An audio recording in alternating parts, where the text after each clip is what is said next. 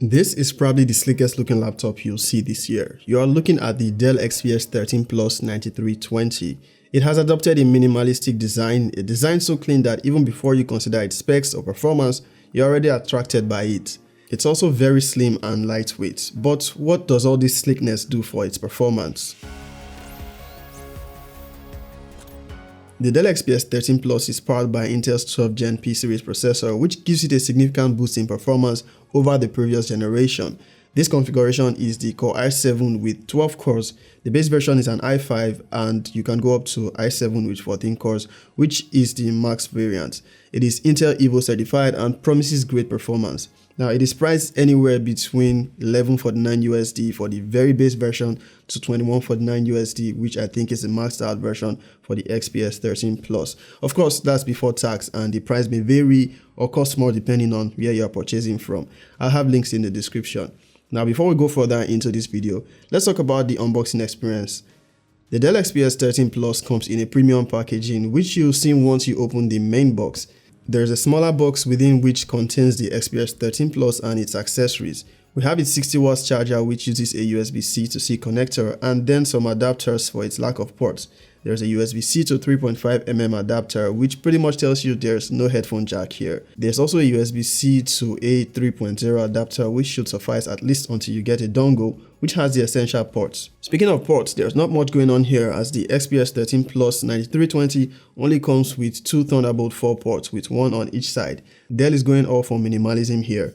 Now, the XPS 13 Plus, as the name implies, is a 13-inch laptop, actually 13.4 inches to be precise, and I'm impressed by its slim form factor and portability. It weighs just around 1.2 kilograms. It feels premium on build quality with a matte textured aluminum finish. One can argue this to be the best looking laptop for its overall design. We have two color options, graphite, which is this one, and then platinum, which looks absolutely gorgeous. Now, most of the sleekness in design comes from the base, which has its keyboard, an invisible trackpad, and capacitive function buttons, which you might want to relate to the MacBook's touch bar, but the keys are consistent and doesn't change position. It also doubles for media controls when you hold the function button. This is actually a well thought out design. Now, if you've not previously seen the laptop on, you won't know there's a touch bar above it until it lights up when you power on the device. The keyboard is edge to edge and there's practically no space on either edge. It also doesn't have the standard spacing between its keys, which gives it that classy and minimal look.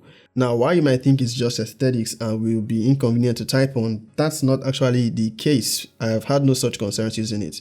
What might take some getting used to though is the fact that the escape and delete keys are on either ends on the touch bar. You get used to it eventually. Its power button sits lower than the rest of the keys and you can easily think it's not a button. That's what I thought at first because I was actually looking around for it. But interestingly, it also doubles as a fingerprint scanner for secure login to your device. It also gets Windows Hello support thanks to its 720p IR webcam. The trackpad looks invisible as there's nothing separating it from the palm rest area. You can't exactly see where it starts and ends, but thankfully in my use I've never actually wandered out of the trackpad area. I'd say it's a neat design and doesn't at all affect functionality, at least for me. Now, the XPS 13 Plus 9320 comes with different display configuration depending on your preference. There's a 4K OLED display option, or almost 4K actually, that's what they call it. And there's also a Full HD Plus option, which is the configuration I have here. Now, this is the non-touch version with anti-glare, and it's probably the best option for battery life. The other display options are touch enabled. They are all 60Hz displays. It's a really good display with very slim bezels, solid quality for media consumption. Dell was able to fit in a 720p IR webcam even with those slim bezels. The speakers here are loud and of good quality. It's a dual stereo setup placed on the left and right sides of the base. Now, the XPS 13 Plus comes with a base 8GB of LPDDR5 RAM, and you can go up to 32GB with memory option of up to 2TB SSD. With 512 as the base. Now, my configuration is the 16GB RAM option with 512GB SSD. It comes with Windows 11 Home or Pro, and you can also opt for Linux if that is your preference. Now, the device does pretty well on performance for the most part, as Intel's 12th Gen i7 processor is quite a performer. However, I did notice the laptop tends to get warm quickly, not uncomfortably hot though, and you probably won't notice if you have it on a desk, but this happens barely 5 minutes into startup. It doesn't seem to affect its performance though, and that's actually to be expected when you are dealing with a laptop this slim and with that much power.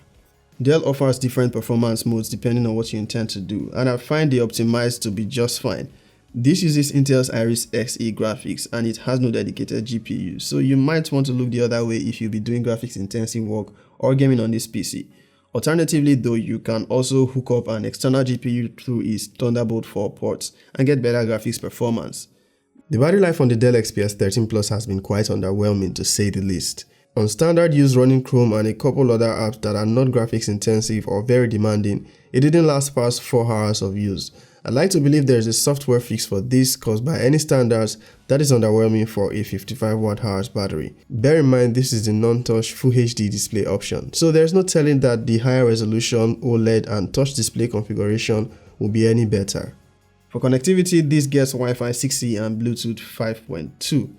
The Dell XPS 13 Plus looks a really innovative device when it comes to design, and I like that it's a device you have plenty of choice when it comes to configuration you want. While this might not have the graphics power for a heavy user thanks to the absence of a dedicated GPU, it will handle most other things well, including some video editing, as long as you are not expecting it to do magic on 4K video editing. Plus, there's also the fact that you can connect an external GPU using its Thunderbolt 4 ports. What are your thoughts on the XPS 13 Plus 9320? I'd like to know in the comments.